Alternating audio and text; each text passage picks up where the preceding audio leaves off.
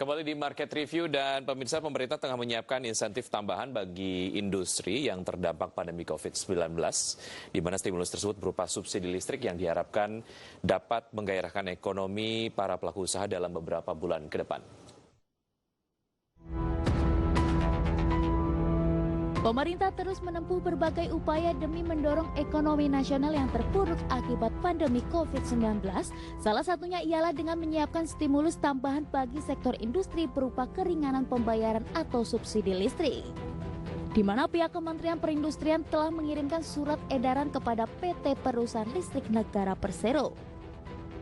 Selain itu, pemerintah juga akan menghapus biaya minimum untuk pemakaian 40 jam konsumsi listrik, sekaligus menyasar pelanggan industri premium yang menggunakan 233 jam konsumsi listrik yang diprediksi akan mulai berlaku pada periode 1 April hingga 31 Desember 2020.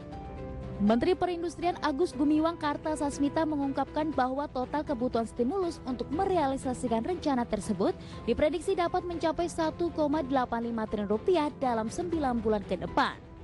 Sementara itu, insentif lainnya berupa penundaan pembayaran 50% tagihan PLN selama 6 bulan pada periode April hingga September tahun ini. Adapun Kemenperin juga tengah mengkaji insentif penghapusan PPN untuk bahan baku lokal tujuan ekspor serta penangguhan pembayaran PPN selama 90 hari tanpa denda guna mempertahankan kinerja dan produktivitas pelaku industri di tanah air. Berbagai sumber IDX Channel.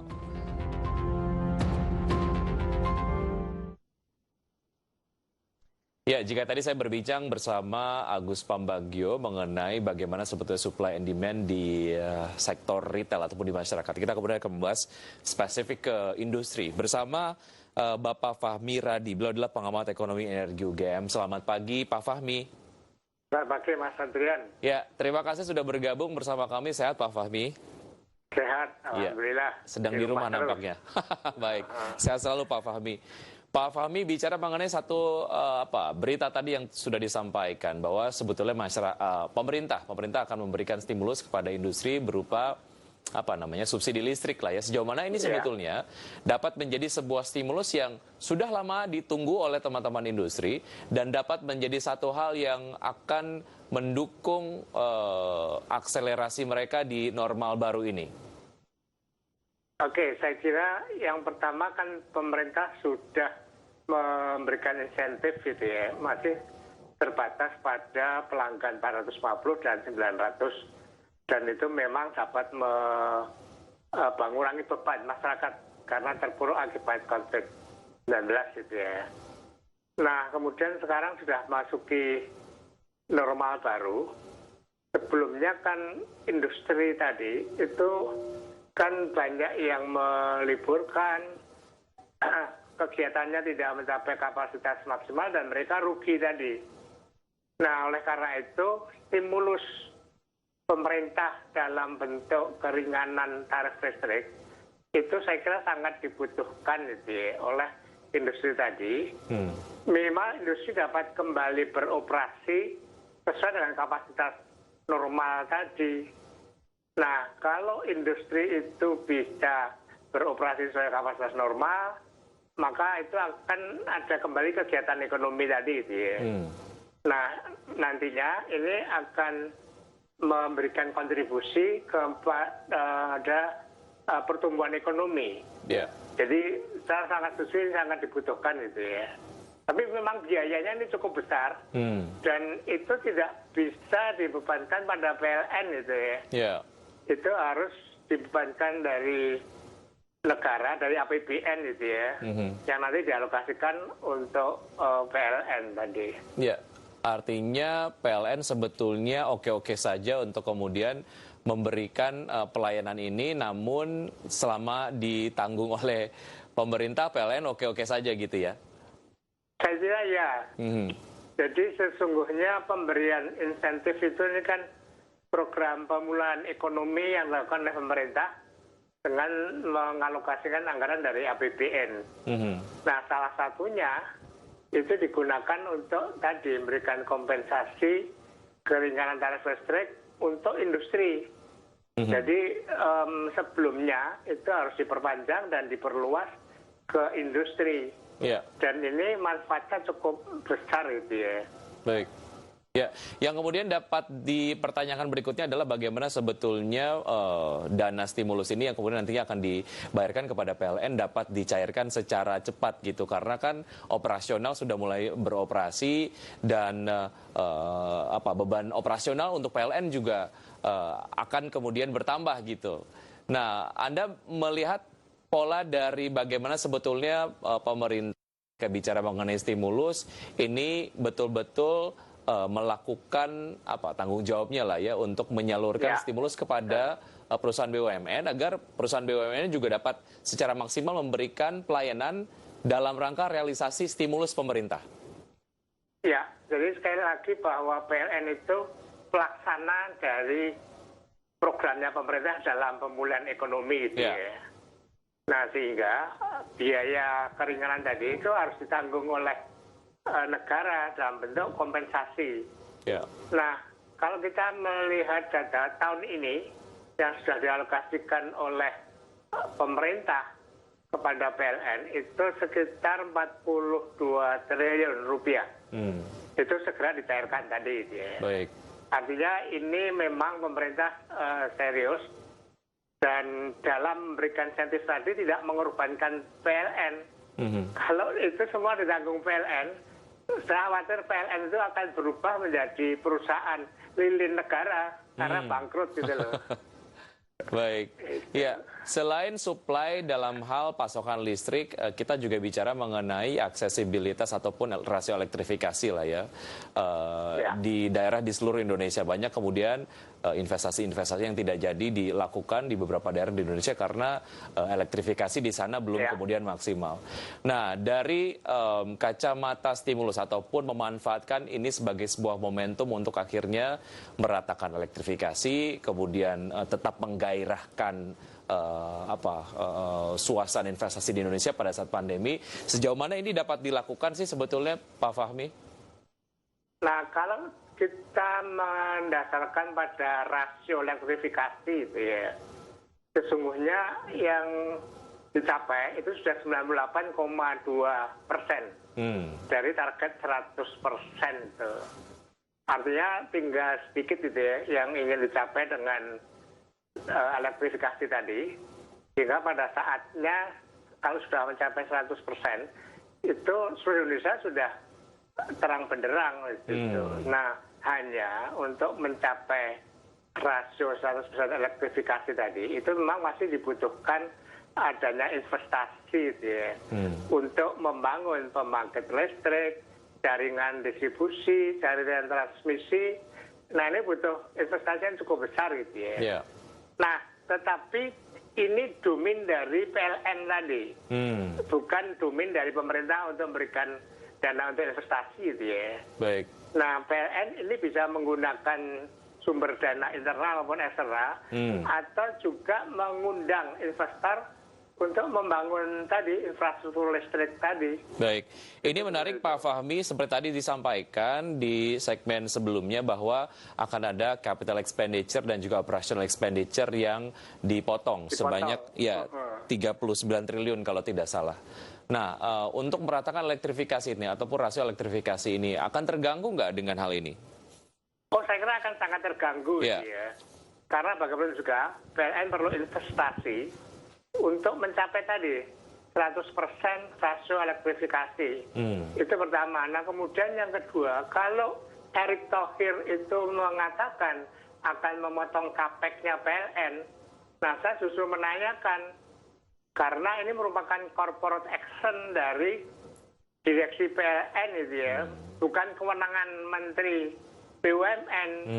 Nah, yang ketiga, saya menduga pemotongan capex ini dalam rangka untuk mengubah konsep dalam PLN.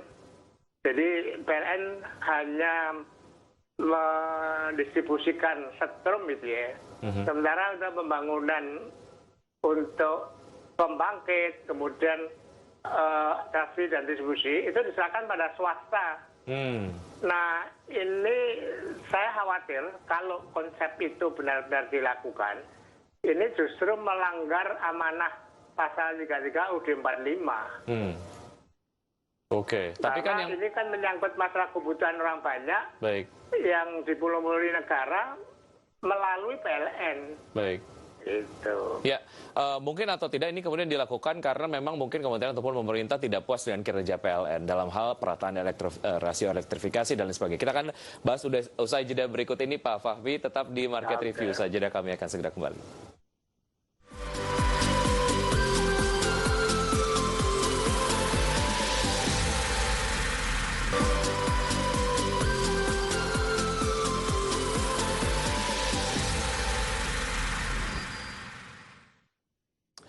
Kembali di Market Review, sebelum kita lanjutkan perbincangan, ada beberapa data yang sudah kami siapkan. Di antaranya adalah mengenai konsumsi listrik berdasarkan sektor. Seperti Anda saksikan di layar televisi Anda, untuk konsumsi rumah tangga mencapai 382,9 juta barrel oil equivalent atau BOE. Kemudian untuk transportasi 361,7 industrial 273,9 juta barrel oil equivalent atau BOE, dan penggunaan non-energi 151,2, komersial 43,5 juta barrel oil equivalent, dan lainnya sebanyak 20,8 juta barrel oil equivalent. Dan berikutnya adalah mengenai negara-negara ataupun kelompok negara dengan tarif listrik termurah. Ya, ada Kanada, Argentina, Albania sebesar 11 sen US dollar per kWh. Korea Selatan, Indonesia, Bosnia 10 US dollar sen per kWh. Kemudian ada Taiwan, Jordan, Belarus, India, Meksiko, Tiongkok, dan Rusia, Nigeria, Vietnam dengan harga listrik per kWh-nya adalah 7 sen US dollar. Kita lanjutkan perbincangan bersama Bapak Fahmi Radi, pengamat ekonomi energi UGM. Pak Fahmi, tadi ada hal yang sempat ataupun kekhawatiran yang sempat Anda sampaikan mengenai upaya pemotongan capital expenditure dan juga operational expenditure di PLN oleh Kementerian BUMN, bahwa ini sebetulnya menjadi ranah direksi, bukan Kementerian BUMN gitu loh. Yang kekhawatiran berikutnya adalah mengenai bagaimana pemenuhan pemerataan rasio elektrifikasi ini tidak kemudian hanya ada di PLN, tapi akan disapkan ataupun akan diberikan kepada swasta. Silakan dielaborasi kekhawatirannya, Pak Fahmi, lebih lengkap. Nah, tadi pertama kekhawatiran saya, kalau ada swastanisasi dalam pembangunan pembangkit tadi, itu barangkali akan melanggar UUD 45, itu satu. Ya. Nah, kemudian yang kedua, untuk mencapai 100% elektrifikasi, itu sekarang itu kan yang tersisa di daerah-daerah tertinggal, daerah terluar, daerah terpelosok gitu ya. Nah, itu membutuhkan investasi yang cukup besar, dan tarif-nya kan sama, sehingga itu dibutuhkan ada subsidi silang tadi. Atau kalau misalnya membangun di daerah terpencil, itu sebenarnya kan PLN rugi itu ya, karena tarifnya kan sama. Nah, pertanyaannya apakah swasta mau gitu mencapai di situ? Sehingga menurut saya kalau benar pemotongan capex tadi sebagai langkah awal untuk swastanisasi pembangunan pembangkit PLN tadi, itu barangkali kurang tepat untuk diterapkan saat ini. Itu ya. Atas nama efisiensi, menurut Anda bisa dibenarkan nggak, Pak Fahmi? Saya kira kalau kita melihat data 35.000 watt gitu ya, itu kan sebagian besar kan PLN yang membangun. Kemudian ada juga swasta gitu ya. Nah, kalau kita lihat capaian-capaian yang dicapai oleh PLN, itu sebenarnya PLN sudah cukup bagus gitu ya. Hanya ada 1-2 yang kemudian proyek tersangkut dugaan korupsi yang melibatkan orang PLN misalnya. Itu ada juga memang. Tapi sebagian besar sesungguhnya itu sudah berjalan dengan cukup baik gitu ya. Artinya untuk mencapai efisiensi, PLN itu sudah melakukan perbaikan secara terus-menerus. Ya, Pak Fahmi, mengenai kekhawatiran Anda tadi bahwa sebetulnya nanti untuk proyek-proyek perataan atau pemerataan rasio elektrifikasi di seluruh Indonesia ini kemudian akan swastanisasi ataupun diberikan kepada swasta. Mungkin atau tidak, ini sebetulnya adalah bentuk ketidakpuasan dari pemerintah atas kinerja dari PLN untuk program 35.000 megawatt saja, yang ini kemudian masih menemui kendala gitu dan juga belum terpenuhi. Analisa Anda seperti apa, Pak Fahmi? Nah, sesungguhnya tadi sudah katakan ya, sebetulnya PLN cukup mampu dan efisien dalam membangun pembangkit listrik. Dan pemerintah melalui PLN juga memberikan kesempatan pada swasta melalui IPP ya, untuk membangun pembangkit listrik tadi, yang kemudian listriknya dijual ke PLN. Tarif dari swasta ke PLN tadi itu yang menentukan pemerintah melalui regulasi gitu ya, itu ditentukan harga jual ke PLN berdasarkan perhitungan tadi gitu ya. Nah itu masih bisa ditoleransi gitu ya. Nah kekhawatiran saya kalau swastanisasi tadi, nah kemudian tarif penjualan listrik ke PLN tadi ditetapkan berdasarkan mekanisme pasar, nah ini yang berbahaya gitu ya. Ada tidak ada kontrol dari pemerintah tadi. Baik. Karena ini yang menyangkut kebutuhan rakyat banyak ya. Jadi selama swasta membangun silakan, tetapi ada kontrol regulasi dalam penetapan tarif harga jual ke PLN. Oke, karena ada fungsi public service obligation yang juga dimasukkan dalam formulasi tarif listrik gitu, agar kemudian ujungnya tidak terlalu membebani masyarakat. Betul sekali. Baik, ya. Jadi dengan peran pemerintah ini kan stabilisasi gitu ya, artinya tidak terlalu memberatkan konsumen, tetapi investor dia bisa juga jualan listrik ke PLN dengan harga yang masih mencapai keekonomian. Baik, dalam hal pemenuhan supply untuk kebutuhan listrik di industri di normal baru ini, mengingat 9 sektor ini diprioritaskan untuk segera beroperasi, Pak Fahmi, tadi saya sempat berbincang dengan Pak Agus bahwa sebetulnya nggak ada isu gitu, karena secara kapasitas produksi juga mereka nggak bakalan langsung berproduksi 100%. Tapi dari point of view Anda sebetulnya ada isu nggak dalam hal pemenuhan supply di normal baru ini?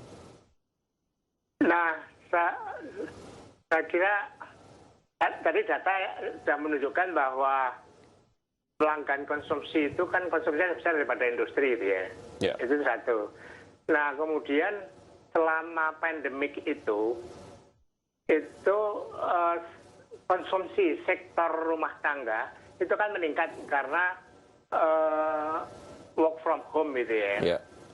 Tapi di sisi lain konsumsi atau demand dari industri itu menurun cukup drastis. Karena industri mengurangi kapasitas produksinya, atau misalnya mall itu kan tutup gitu ya. Nah oleh karena itu pada saat new normal ini saya prediksikan bahwa demand untuk industri termasuk jasa, mall dan lain sebagainya itu akan meningkat.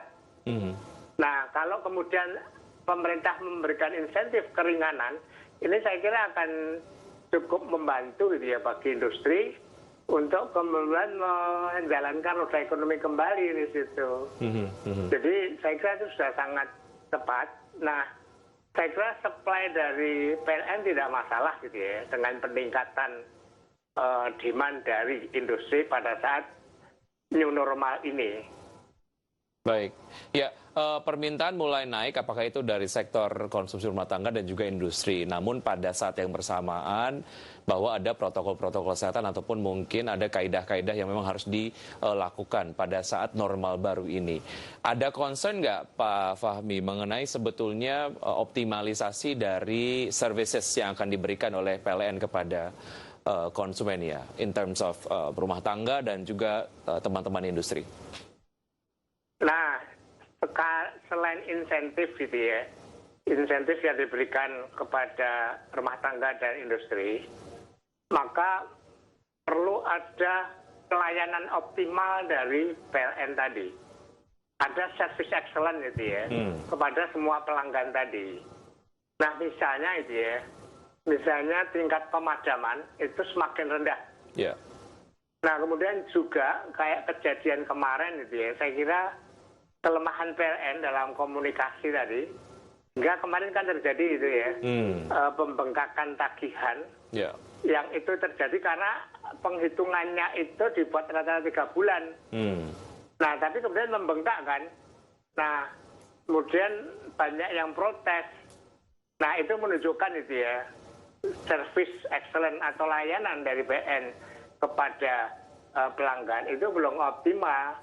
Jadi tidak cukup hanya itu ya, pemberian insentif dari segi tarif gitu ya, pengurangan tarif, tetapi juga tadi yang paling penting sebagai services gitu ya, maka itu harus ditingkatkan tadi, termasuk dalam komunikasi publik. Itu seperti itu. Agar reaksi-reaksi shock seperti kemarin tidak terjadi lagi ya Pak Fahmi ya. Betul, kalau sebelumnya ada komunikasi yang baik, maka shock itu tidak akan terjadi dan tidak akan terjadi protes yang cukup besar itu ya. Baik, meskipun Pak Fahmi, akhirnya PLN kan memberikan angsuran, itu saya kira cukup membantu. Oke, kita masih ada satu segmen Pak Fahmi. Kita akan lanjutkan usai jeda berikut ini. Dan pemirsa tetap di Market Review. Usai jeda kami kembali.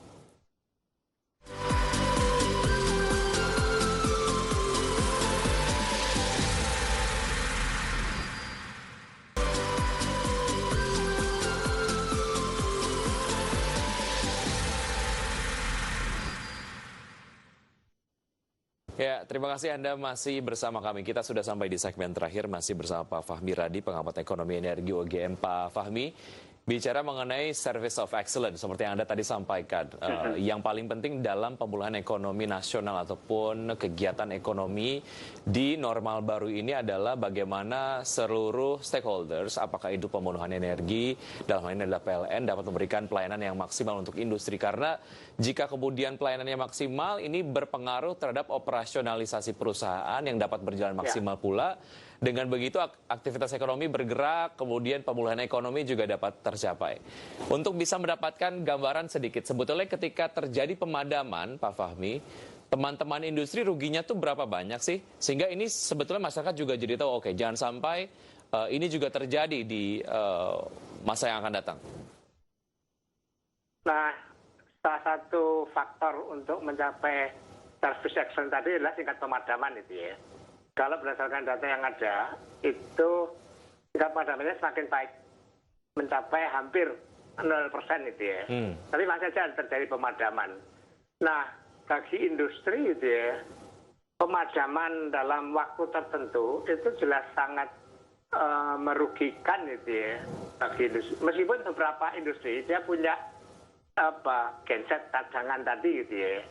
Tapi itu tetap saya kira mengganggu operasional, misalnya seperti hotel gitu ya, atau juga mall kemudian tiba-tiba padam tadi, itu jelas merugikan bagi pelanggan gitu ya. Meskipun sudah ada peraturan pemerintah, tingkat pemadaman tadi itu akan diganti oleh PLN gitu ya, dengan mengurangkan dari tarif pada bulan berikutnya tadi. Tapi itu tetap saja merugikan. Nah, tapi PLN sudah melakukan dengan cukup baik gitu ya. Yang pertama dia memperbaiki tingkat pemadaman.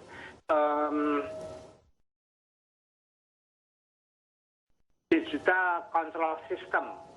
Jadi dia punya suatu perangkat yang dia bisa mengontrol di mana ada pemadaman. Nah kemudian sehingga dapat segera diperbaiki gitu ya. Sehingga tidak lebih dari 15 menit pemadaman tadi. Baik. Kecuali pada saat pemadaman total beberapa waktu yang lalu itu saya kira accident gitu ya. Nah, service excellent tadi ini meskipun PLN itu perusahaan monopoli gitu ya, biasanya itu ignore terhadap service tadi karena merasa superior. Nah, superior karena satu-satunya kan. Iya. Nah, tetapi itu tidak bisa lagi gitu. Nah, oleh karena itu ya, service excellent itu harus jadi satu programnya PLN.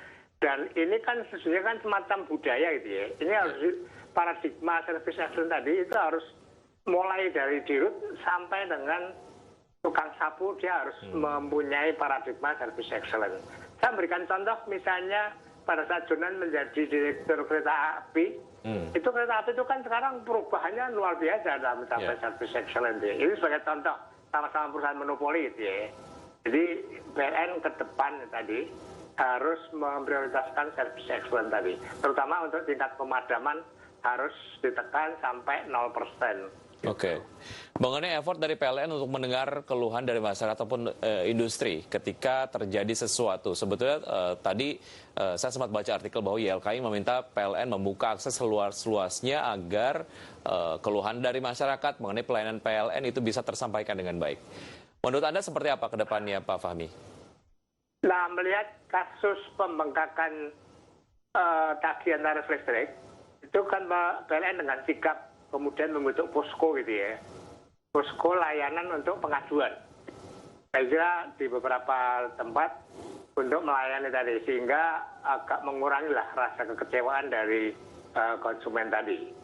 Nah, cuman permasalahannya waktu itu kan komunikasi publiknya kan tidak sampai gitu ya. Jadi ke depan, pertama bagian dari service excellence yang ingin dicapai, pertama tingkat pemadaman, kemudian yang kedua komunikasi publik, dan yang ketiga adalah transparansi tadi, dan quick response tadi. Saya kira ini salah satu dimensi dalam service quality itu kan quick response juga. Jadi sudah dilakukan oleh PLN dengan membuka posko, kemudian memberikan juga angsuran bagi yang tagihannya membengkak. Itu saya kira cukup bagus dan mengurangi rasa kecewa dari konsumen itu ya. Ya. Pak Fahmi, yang penting adalah bagaimana setiap momen yang kemudian terjadi gitu mempengaruhi dinamika publik sebagai konsumen dari energi, dalam hal ini adalah listrik dari PLN, ini dapat dijadikan momentum untuk perbaikan fasilitas dari PLN untuk memberikan pelayanan yang sangat maksimal, apakah itu ke sektor retail ataupun sektor industri. Pak Fahmi Radi, pengamat ekonomi energi UGM, terima kasih sudah bergabung bersama kami dalam Market Review. Terima kasih untuk analisa Anda, sukses terlalu dan sehat selalu Pak Fahmi. Dan pemirsa, demikian perbincangan kami bersama beberapa narasumber di program Market Review. Semoga perbincangan tadi dapat memberikan inspirasi untuk Anda. Saya Wiki Adrian, undur diri. Terima kasih. Sampai jumpa.